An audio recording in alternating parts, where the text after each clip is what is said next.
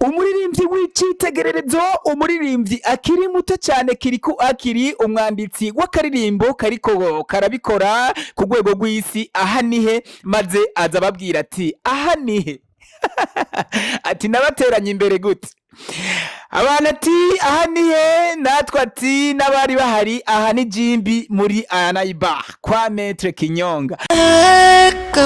Ego TV, umunezero wacu kuri twese.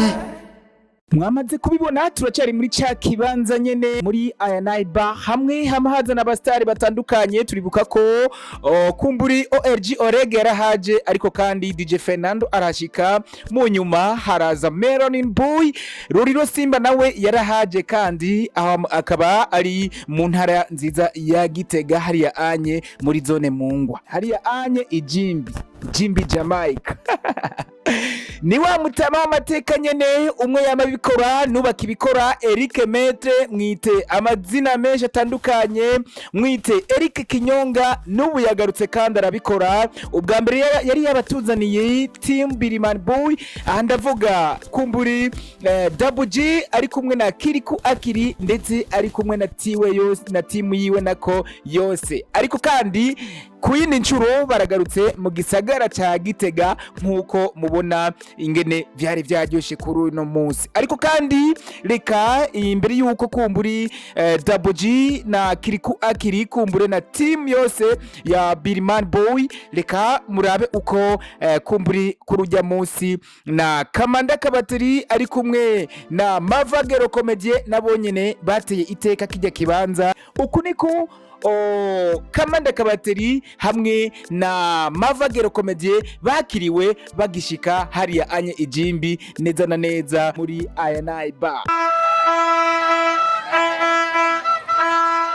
Vyari ibintu by'amateka cyane, nkuko muriko murabona ko Kamanda Kabateri ari kumwe hariya anye ni Kamandine cyane. Ariko kandi Mavagero Comedie ku myambarire myiza, ndetse yanaberewe hariya anye aba bodyguard hirya no hino baguma baraba ko umutekano umeze neza cyane. Aha nkakwibutsa ko ariho bari bagishika Ijimbi hariya anye batera berekeza muri Anayiba, ariko hariya anye protocole nayo igize ati reka twakira abastar, noneho bateye iteka nabo nyene iki kibanza ari naho nabo nyene baje kwakira Biriman Boy muri rusangi, Double G na Kiriku Akiri, maze nkuko muriko murabibona ko byari ibintu by'amateka cyane, bariko berekeza hariya anye muri Anayiba. Maze batambuka buke buke, Kamanda Kabateri murabubona, Mavagero Comedie murababona, ariko hariya anye banashigikiwe. Uku niko batambuka buke buke, ariko kandi security ya anye iraba ko umutekano umeze neza cyane. Nkakwibutsa ko hari igenekerezo 14 uku kwezi nyene kw'icenda, ku munsi wa Mungu buca abana batangura amashuri. Aha nkavuga yuko Eric Kinyonga canke Eric Manager yakoze ibintu by'amateka kugira ngo bukeye abana baze bajane ku ishuri umunezero ntangere, uherekejwe na Double G na Kiriku Akiri, hamwe kandi no kwibonera amasomo yandi Kamanda Kabateri ari kumwe na Mavagero Comedie. Nanje nk'umusatirizi kuri uwo munsi ne nahigereye amamuziko aho biba byabereye, ariho nanje mba ndi nkakwibutsa ko iyi show yari show kabisa itazibagirwa, show y'amateka, aho no kubwira ko iyi show yaherekejwe n'indirimbo novuga ko ari nka zishasha cyane, indirimbo zitovye, indirimbo ziriko ziravugisha isi.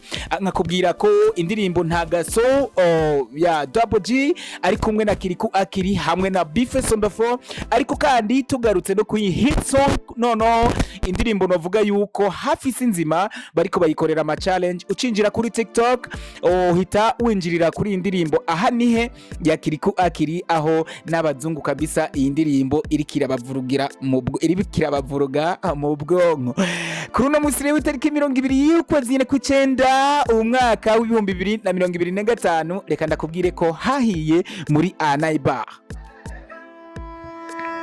Anakwibutsa ko kumburi MC Bayhate canke MC Barlando niwe yarahari umu MC w'uwo munsi, ariko kandi DJ Hasta nawe nyene yarahari, tutibagiye wa mu DJ w'icitegererezo DJ Kajya akaba ariwe mu DJ kumbure yarahari aturyohereza ibintu, nawe nyene kumbure hariya aye Double G na Kiriku Akiri bashobora kuvangirwa imiziki neza maze bagaperforminga nkuko bama baryosha ibintu babifashijwemwo na DJ Kajya, DJ de la Capitale Politique, umu DJ kumbure ariko arakora amateka adasanzwe mu gisagara ca Gitega. Mazi uku niko binjiye buke buke muri Anaiba, aha mukabona ko na manager, noneho manager Eric Kinyonga nawe nyene yari muri mu baje kwakira Amavagero Comedy hamwe na Kamanda Kabateri. Uku niko bagenda binjizwa buke buke babereka ikibanza noneho VIP bashobora kwicaramwo.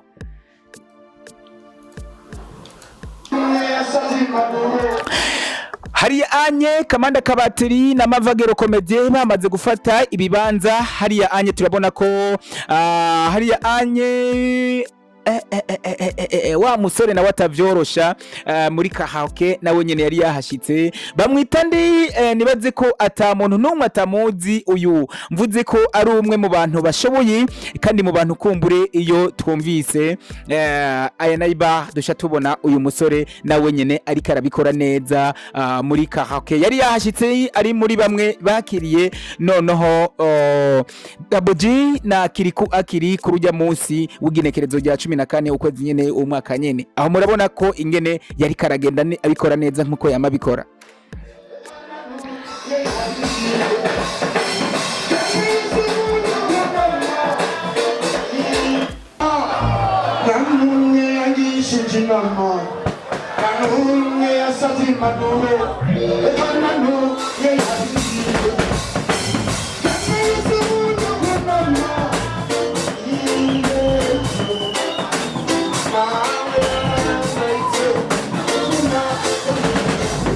Kuri uwo munsi ibintu vyari show na show, abantu baratamba bararyoherwa, abapapa abamama abigeme hariya anye abatama n'abatamakazi. Ndakubwiye ko Jimbi ari ahantu haryoshe cyane canke abantu baryoherwa cyane, simba nihenze na cyane cyane aho mubibona biba bigoye cyane kugira ngo ushobore gutwara show ku Gatumba, naho ubu ntakiri ku Gatumba, ubu ngo ni muri quartier Jimbi. Mazi akabare kagutse cyane, akabare kanizewe cyane muri Anaiba, nibaze yuko byose bihari, inyama z'ubwoko butandukanye, ubukwavu, jarre, inkoko byose bihari, ariko inzoga z'ubwoko butandukanye byose bihari kwa Eric Manager Jimbi, nta kiba kihabuze. Rimandi na bendi yiwe baryoheje ibintu, murabona uko byari bimeze. Mazi Double G na Kiriku Akiri hamwe na team yose ya Birman Boy bahari, aha ndavuga hari anye bandi Mr Gucci, hari anye Akimoza nabo nyene bahashitse baherekeje abasani babo canke hari anye abahitinzi babo, murabona uko baje na bodyguard ikomeye, security y'amateka, maze abantu bahundaye bari barindiranye igishika kirekire y'igishika kirenze. Double G Akiri, Double G hamwe na Kiriku Akiri hariya anye ibintu vyaryoshe byabaye amateka. Hariya anye Madudu Pro behind the camera ariko arabikora neza, Rimande yaryoheje abantu, yaryoshe naku hariya anye na team yiwe ndetse bariko bakora amateka adasanzwe. Double G na Kiriku Akiri baca barasesekara muri Anaiba, hariya anye bari kumwe na security, noneho itavyorosha cyane. Ndanakwibutsa ko itariki 28 uku kwezi nyene niyo tariki Madudu na team yiwe ari kumwe na GMC hariya anye societe GMC hariya anye bayita gute, niho bazoshira ku mugaragaro filme nshasha, nako episode ikurikira ayandi ma episode bakoze, niho bazoyimurikira ku mugaragaro hariya anye. Iyo filme iki gice bibice bikurikira bikaba byagaragayemwo abastar bakomeye cyane mu gihugu cyacu cy'u Burundi ndetse no hakujya y'igihugu, andavuga Shagiro Comedy, nkanavuga kandi Kireko, ariko kandi ndakwibutse ko icyo giteramo kizoba catewe iteka n'abaririmbyi batandukanye. Aha ndavuga Hassan Musafi, umuririmbyi akomeye cyane nga mu gisagara ca Gitega, ariko kandi nkakwibutsa ko Dakis Babe azoba hari, tutibagiye Kwema Boy umwanditsi w'akaririmbo Imuhira, ndetse n'abandi baririmbyi bazoba bari muri kijya kibanza. Aha akazoba ari genekerezo rya 28 uku kwezi nyene uwo mwaka nyene, na cyane cyane mu ntumbero yo kumurika canke yo gukora lancement officiel y'indiri ya filme, nako ibice bikurikira vya filme Urukundo rwi Diamond. Ariko kandi aba manager kumbure bakora ico bashoboye kugira ngo filme ndundi canke umuziki ndundi bitera imbere, bazoba bahari. Ndavuga nka Eric Metre azoba hari n'abandi benshi batandukanye. Kwibutsa ko kwinjira azoba ari ku buntu. Uku rero niko kumburi hariya Anye Dabuji na Kiriko bashika. Uku niko batera berekezwa muri VIP, aho Kamanda Kabateri nabo nyene bashikiye n'amavagero comedy mu kibanza kiba cyateguwemwo abastare bashikiramwo, maze mu kurindira ko baja guperforminga on stage. Kwibutsa ko umusatirizi nari nahashitse, mamuzi ko aho bibera mba ndahari nkuko nabibabwiye. Abantu bazimye baryohewe cyane.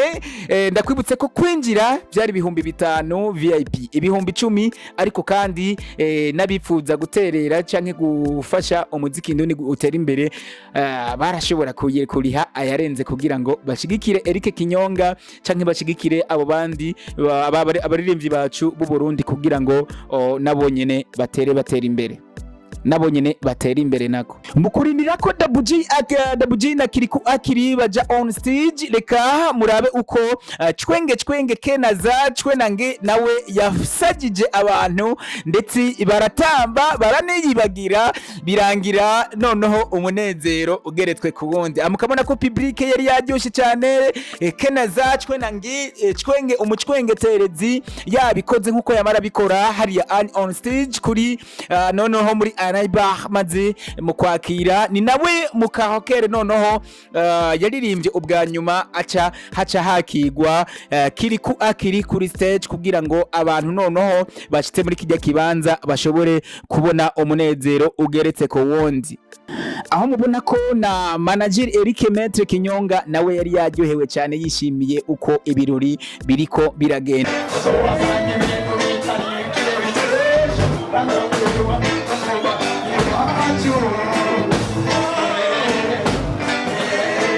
Uku niko Kiriku yakiriwe kuri stage, kumbure na security inarenze cyane nkuko muriko murabibona.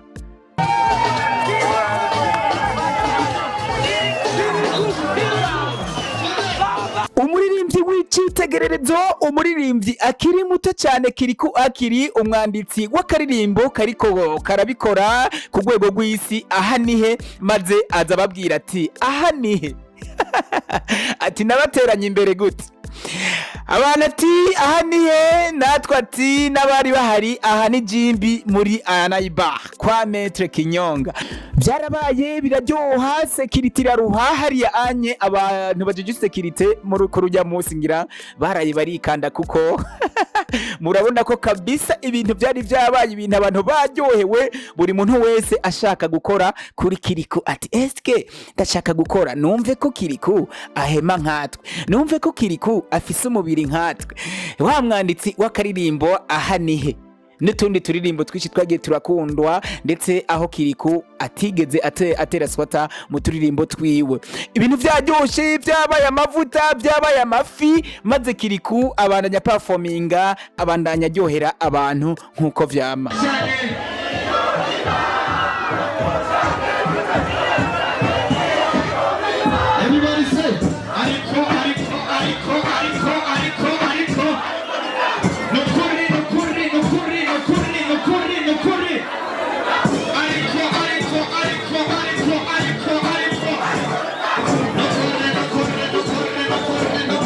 Haciye akanya gato Dabuji nawe aca sesekara kuri stage. Aba muzi ko aba baririmbyi aramahasa wipinga mbeshuze maze Double J muri cya gikundiro ciwe nyene muri kwa kuryohera abantu aza akora amateka nkuko ayakora na cyane cyane mu turirimbo twishi nzoduga mu turirimbo twishi no kwishinga nopfa mu turirimbo twishi nono ntagaso maze aza akora amateka nkuko ayakora muri ujya munsi hariya anya ijimbi muri Anaiba hakumuriro maze singe kuvuga byinshi kurikirana uko performance kumbure yagenze muri rusange.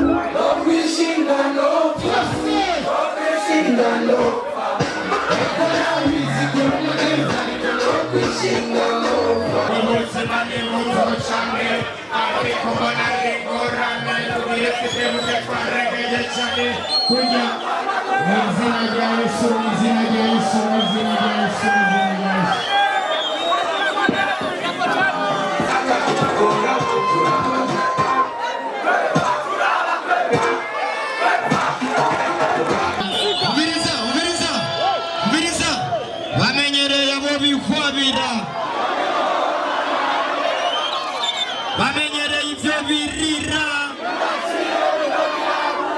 kandi ikindi haranyerera mu abashuri muri mutari turirimbane aho banzo dushira